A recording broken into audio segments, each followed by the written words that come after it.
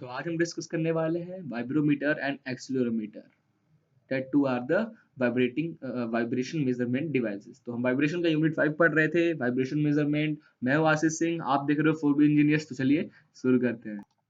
Now first we have to start vibrometer. Vibrometer का काम क्या होता है? किसी भी बॉडी में जो डिस्प्लेसमेंट होता है, जिस बॉडी में भी डिस्प्लेसमेंट होता है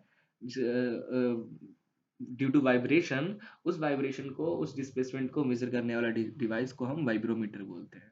ओके, अ वाइब्रोमीटर और अ seismometer is an instrument that measure the displacement of a vibrating body. Okay, ये ऐसा कुछ दिखता है आपको। तो ये आपका वाइब्रेशन, ये जो आपको नीचे वाला पार्ट दिख रहा है, ये आपका है वाइब्रेटिंग बॉडी। ठीक है, इसके ऊपर एक कंटेनर टाइप का बना रहता है, छोटा सा क्यूबाइड बॉक्स रहता है। उस बॉक्स के अंदर हमारा स्प्रिंग, मास और डैम्पर का कॉम्बिनेशन होता है, और एक रोटेटिंग ड्रम होता है। ठीक है, उससे जब ये मास अप डाउन होता है तो उस रोटेटिंग ड्रम पे हमारा पेपर लगा होता है। ठीक है, और उस पे हमारा पेपर लगा होता है, और मास से हमारा एक पिन रहता है जिसपे, फॉर एग्जांपल आप अच्छा इसको प्रैक्टिकली समझते हैं, इलेक्ट्रॉनिक नहीं, हम लोग मैकेनिकल वाले मैकेनिकल तरीके से समझते हैं कि अगर आपको ये डिवाइस बनाना हो तो ये डिवाइस कैसे बनाओगे। इसको तो कर लेते हैं थोड़ा सा zoom. Okay, now it's zoom. ये जूम हो गया। तो वाइब्रोमीटर के लिए हम क्या करते हैं, एक डिवाइस लेते हैं। ठीक है, ये एक डिवाइस बनाया, और इसके नीचे जो हमारा पार्ट है, ये हमारा वाइब्रेटिंग बॉडी। ठीक है, ये हमारा पूरा है, जो बॉडी वाइब्रेट हो रहा है उसकी वाइब्रेशन नापना है, उसकी वाइब्रेशन, उसकी फ्रिक्वेंसी से वाइब्रेट हो रहा है, वो हमें मेजर करना है। ठीक है, तो कैसे मेजर करेंगे? कलर चेंज कर लूं मैं। No it's okay. तो उस पे एक हम छोटा सा बॉक्स फिट करते हैं उस वाइब्रेटिंग बॉडी पे। ठीक है, तो उस बॉक्स के अंदर क्या होता है, स्प्रिंग, मास और डैम्पर का एक सीरीज में आपको बनाना पड़ता है एक सिस्टम। ठीक है, स्प्रिंग, मास और डैम्पर का। मास में से आपको एक पिन निकालना पड़ता है, उस पिन में आपका निब पेंसिल का होता है, पेन का निब है। ठीक है, अब जब आपकी बॉडी जब वाइब्रेट होती है तो ये मास अप डाउन वाइब्रेट होता है, और इसके आगे एक लगा रहता है ये हमारा रोटर, रोटेटिंग ड्रम, जिस पे पेपर लगा होता है। अगर हम मैकेनिकली बनाए तो पेपर लगा होता है, ग्राफिकल पेपर। और जब बॉडी वाइब्रेट होता है, ये मास अप डाउन होता है, तो अप डाउन होने से क्या होता है, इसके ऊपर ग्राफ बनता है। इस ड्रम पे ग्राफ बनता है। आप ड्रम को रोटेट कराते जाओ थोड़ी, तो बहुत कम सेकंड्स में, तो इस पे आप ये देखोगे एक ग्राफ बन रहा है। ठीक है, फिर आप उस ग्राफ को निकालो और देखो, आपका मैक्सिमम एम्पलीट्यूड, मिनिमम एम्पलीट्यूड, आपको एकदम क्लियर फ्रीक्वेंसी लुक दिखेगा। तो वो आपका है उस वाइब्रेटिंग बॉडी का ग्राफ। तो इस तरह हम उस वाइब्रेटिंग बॉडी के वाइब्रेशन को मेजर करते हैं। एक तो ये हो गया। अगर आप इलेक्ट्रॉनिक, अगर वाइब्रोमीटर यूज कर रहे हो, तो इलेक्ट्रॉनिक में क्या होता है, यहाँ पे रियोस्टेट लगा होता है, और ये एक पिन है। ठीक है, रियोस्टेट, जब ये मास अप डाउन, तो इस रियोस्टेट पे हमारा ये अप डाउन करता है। उस रियोस्टेट क्या करता है, वो सिग्नल भेजता है एक सिग्नल इंस्ट्रूमेंट को, जो कि उस सिग्नल को एम्पलीफाई करता है और उसे भेजता है आपके कंप्यूटर के डिस्प्ले पे। ठीक है, और उस पे आपको ग्राफ बनते हुए दिखता है, उसकी फ्रीक्वेंसी दिखाता है, उसके सब कुछ आपको वहाँ पे क्लियर, नेचुरल फ्रीक्वेंसी, बॉडी की फ्रीक्वेंसी क्या है, वो सब वहाँ पे शो करता है। तो ये था हमारा वाइब्रोमीटर और उसकी वर्किंग। ठीक है, थोड़ा बहुत और इसके फेस एंगल, फेस डायग्राम वगैरह के बारे में, फ्रीक्वेंसी डायग्राम के बारे में हम थोड़ा डिस्कस कर लेते हैं। ठीक है ना, ये तो हो गया। Now we know that the amplitude ratio for relative motion of mass is given by this equation. ठीक है, अगर आपको ये याद नहीं होगा तो अब जब हम यूनिट 2 पढ़ेंगे ना, तो यूनिट 2 में हम ये जो आपका इक्वेशन है वहां पे सॉल्व करेंगे। क्या है, z अपॉन वाई। z क्या है, एम्पलीट्यूड किसका है, आपके डिवाइस का, और y जो एम्पलीट्यूड है वो किसका है, वाइब्रेटिंग बॉडी का। ठीक है, तो एम्पलीट्यूड ऑफ डिवाइस कितना है, frequency upon normal frequency, natural frequency का whole square, omega upon omega N का होल स्क्वायर। आपकी बॉडी का जो एम्पलीट्यूड है उसकी वैल्यू कितना है, 1 - root of 1 - omega upon omega N का होल स्क्वायर, और ये ब्रैकेट करके whole square, plus 2 zeta omega upon omega N का ओवरऑल का whole square. which is equal to, when we put r is equal to omega upon omega 1 omega n, then this equation changes to r square upon root of 1 minus r square का whole square plus 2 eta R का whole square. ये equation आपको देखने को मिलेगा। ठीक है, that is the amplitude ratio for relative motions of masses. ये आपको याद कर लीजिए फिलहाल तो, नहीं तो आपको यूनिट 2 में जब मैं आपको पढ़ाऊंगा तो उसमें इक्वेशन को प्रूफ कैसे किए थे वो हम देखेंगे। फिलहाल इस यूनिट के लिए आपको ये इक्वेशन पता होना चाहिए। ठीक है, now in this equation 2 chi omega upon omega N, where that is 2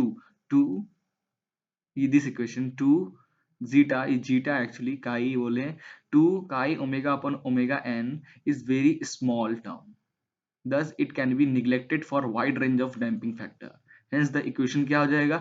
देखो ये जो फैक्टर है, ये वाला टर्म बहुत कम होता है as compared to this term, there will be, therefore it will be neglected।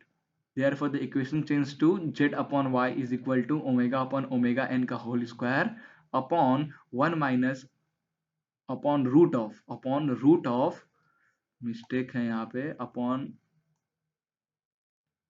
root of 1 minus omega upon omega n का whole square। Okay, now when the value of omega upon omega n is high, means more than 3, the ratio is approximately equal to 1। From this equation, when omega upon omega 1 is high or more than 3, the ratio of the ratio of z upon y, amplitude of device to the amplitude of body, will become 1, and the amplitude for device and will be equal। मतलब देखो ये graph को आप ध्यान से देखो, इस graph में देखो कि 3 से लेके 5 के रेंज में आपको ये 1 पे, ये देखो ये जो भी यहाँ पे एम्पलीट्यूड आपको ज्यादा दिख रहा है, हर देखो अलग अलग डिवाइस का एम्पलीट्यूड अलग अलग है, ज्यादा दिख रहा है, बट जब भी ये 3 के रेंज में आ रहा है, 3 से ज्यादा इसकी फ्रीक्वेंसी हो रही है, तो वो जो एम्पलीट्यूड इक्वल हो जा रहा है, मीन्स दोनों के बॉडी का जो एम्पलीट्यूड है वो इक्वल हो जाएगा। ठीक है, since R, where R is the, ये आपका ओमेगा अपॉन ओमेगा एन। ठीक है, ये आपका ये फ्रीक्वेंसी बता रहा है और ये एम्पलीट्यूड रेशियो बता रहा है, फ्रीक्वेंसी रेशियो बता रहा है दोनों बॉडी का। ठीक है, since omega upon omega n has to be large and the value of omega is fixed, the natural frequency omega n is equal to under root k upon m, under root k upon m। ये तो normal equation ही आपको पता ही होगा। of the mass spring and damper must be low, this means that the mass must be large and the spring must have low stiffness, this result in a bulky instrument which is not desirable in many applications। In practice, the vibrometer may not have a large value of R, and hence the value of Z may not be equal to Y exactly। In such case, the true value of Y can be computed by using equation number this। इस equation से हम फिर Y की value calculate करते हैं। बोले तो हम वाइब्रोमीटर का वह यूज मैक्सिमम नहीं कर पाते हैं, क्योंकि जिस बॉडी का फ्रीक्वेंसी बहुत ज्यादा होता है, जिस बॉडी की फ्रीक्वेंसी ज्यादा होती है, हैवी बॉडी है, लो वेट बॉडी है, उस बॉडी में वाइब्रेशन अगर कुछ ज्यादा होगा, मींस वाइब्रेशन फ्रीक्वेंसी जो है, फ्रीक्वेंसी उसकी 3 से अप चली गई, तो इन दैट केस आपका जो डिवाइस का जो नेचुरल फ्रीक्वेंसी है और उसका नेचुरल फ्रीक्वेंसी है वो दोनों इक्वल हो जाएगा और आपको कोई भी रिजल्ट देखने को नहीं मिलेगा। ठीक है, और नॉर्मली आपका जो हमारा वाइब्रोमीटर की फ्रीक्वेंसी रेंज होती है, range of vibrometer will be 3 से 5 में ही वर्क करता है। ठीक है, ओके, एक इक्वेशन हम क्वेश्चन सॉल्व करते हैं। A vibrometer having a natural frequency of 4 radian per second and zeta is equal to 0.2 is attached to the structure that perform a harmonic motion। Okay, now if the difference between the maximum and the minimum recorded value is 8 mm, means amplitude आपका है 8 mm। okay, find the amplitude of motion of vibrating structure when its frequency is 40 radian per second। okay, now the amplitude of the recorded motion z is 4 mm। ठीक है, record किया गया है maximum to minimum, आपका 8 है तो means centre से maximum कितना होगा 4 और सेंटर से मिनिमम कितना होगा 4। for eta is equal to 0.2, omega है 40 radian per second and the omega natural frequency क्या है आपका बॉडी का, it is 4 radian per second. ठीक है, वाइब्रोमीटर का natural frequency 4 radian per second, और जो आपकी बॉडी है जिस वाइब्रेट कर रही है किस फ्रीक्वेंसी से वाइब्रेट कर रही है 40.0 रेडियन पर सेकेंड स्पीड से। ठीक है, therefore r is equal to 10, r 10 कैसे हो जाएगा, इसको डिवाइड कीजिए 40 से 4 को डिवाइड कीजिए, ओमेगा अपॉन ओमेगा n ही तो होता है, डिवाइड करेंगे तो 10। Therefore z is equal to, इधर z अपॉन y था तो y को हमने उधर ट्रांसफर कर दिया, तो z is equal to y r का इस होल स्क्वायर, तो 10 का whole square upon 1 minus r का होल स्क्वायर का होल स्क्वायर। ठीक है, प्लस 2 ईटा, ईटा 0.2 है, 2 ईटा इंटू r का होल स्क्वायर, तो 10 का होल स्क्वायर अपॉन 1/2, रूट को हमने हटा के 1/2 कर दिया। इसे सॉल्व करोगे तो 1.0093 y आपको देखने को मिलेगा। Thus the amplitude of vibration of the structure will be, अब स्ट्रक्चर का एम्पलीट्यूड की वाइब्रेशन एम्पलीट्यूड क्या हो जाएगा, y is equal to z upon 1.0093 which is equal to 3.963। Clear, तो ऐसा था हमारा वाइब्रोमीटर के कैलकुलेशन। ये न्यूमेरिकल इस टाइप के आपके छोटे मोटे न्यूमेरिकल आपको देखने को मिलेगा। ठीक है, एक आग नाउ अब हम स्टार्ट करने जा रहे हैं एक्सीलरोमीटर। वाइब्रोमीटर कैसा डिवाइस है, उसकी वो मैक्सिमम रेंज क्या होती है, 3 से 5 रेंज होती है। मैक्सिमम होने पे उसको वो 1 के इक्वल हो जाता है, एम्पलीट्यूड दोनों का सेम हो जाता है। जब आपका वाइब्रोमीटर का रेंज 3 से ऊपर जाता है तो एम्पलीट्यूड सेम हो जाता है। ठीक है, तो ये सब था वाइब्रोमीटर। ना अब हम डिस्कस करने वाले हैं आपका एक्सीलरोमीटर। ठीक है, ना एक्सीलरोमीटर का काम क्या होता है, एक्सीलरोमीटर का काम है कि किसी बॉडी वाइब्रेटिंग बॉडी का एक्सीलरेशन को मेजर करना। ठीक है, now an instrument is an accelerometer is an instrument that measure the acceleration of a vibrating body। किसी भी वाइब्रेट होते बॉडी पे आप उसको लगाओगे तो उस बॉडी की एक्सेलरेशन मेजर करेगा। अब उस बॉडी को अगर आप उस बॉडी का अगर आपको वेलोसिटी चाहिए या फिर उस बॉडी का आपको डिस्प्लेसमेंट चाहिए, तो आपके जो एक्सेलरेशन की वैल्यू निकल के आएगी उसको आप इंटीग्रेट एक बार करोगे तो उसको आपको मिल जाएगा वेलोसिटी ऑफ दैट बॉडी। और उस इक्वेशन को दो बार फिर जो आप एक्सेलरेशन के इक्वेशन को दो बार आप इक्वेट कर दोगे तो आपको मिल जाएगा डिस्प्लेसमेंट। ठीक है, इन डिफरेंशियल और इंटीग्रेशन का डिफरेंस आपके पास अगर डिस्प्लेसमेंट का इक्वेशन है उसको वेलोसिटी में बदलना है तो आप t के रिस्पेक्ट में डिफरेंशिएट कर दो तो वेलोसिटी में बदल गया। फिर उस इक्वेशन को एक बार और t के रिस्पेक्ट में डिफरेंशिएट करोगे तो आपको एक्सेलरेशन मिल जाएगा ना। अब आपके पास एक्सेलरेशन का इक्वेशन है, आपको वेलोसिटी और डिस्प्लेसमेंट फाइंड करना है तो आप t के रिस्पेक्ट में उसको इंटीग्रेट कर दो, आपको वेलोसिटी मिल जाएगा। दो बार इंटीग्रेट कर दोगे तो आपको डिस्प्लेसमेंट मिल जाएगा। ऐसे एक्सीलरोमीटर वाले डिवाइस से हम वेलोसिटी और डिस्प्लेसमेंट भी कैलकुलेट करते हैं। ठीक है, the construction and use of an accelerometer are similar to that of the vibrometer. Okay, it records the acceleration of a body with frequency omega n is high compared to that the vibration of to be measured. Okay, thus the ratio of omega upon omega n is very small, that is omega upon omega is less than 1, since the natural frequency of the instrument is high. The natural frequency of the instrument is high, so it is very light in construction. Okay, now with the help of electronics integration or accelerometer can also be used to display velocity and displacement। बताया जैसे मैंने आपको। ठीक है, electronic integration, आप integration device use करके आप उस सिग्नल को एक्सेलरेशन वाले सिग्नल को वेलोसिटी और डिस्प्लेसमेंट में आप डिस्प्ले करा सकते हो। Okay, now the voltage signals obtained from my accelerometer are usually very small which need to be pre-amplified to see the bigger insight on oscilloscope।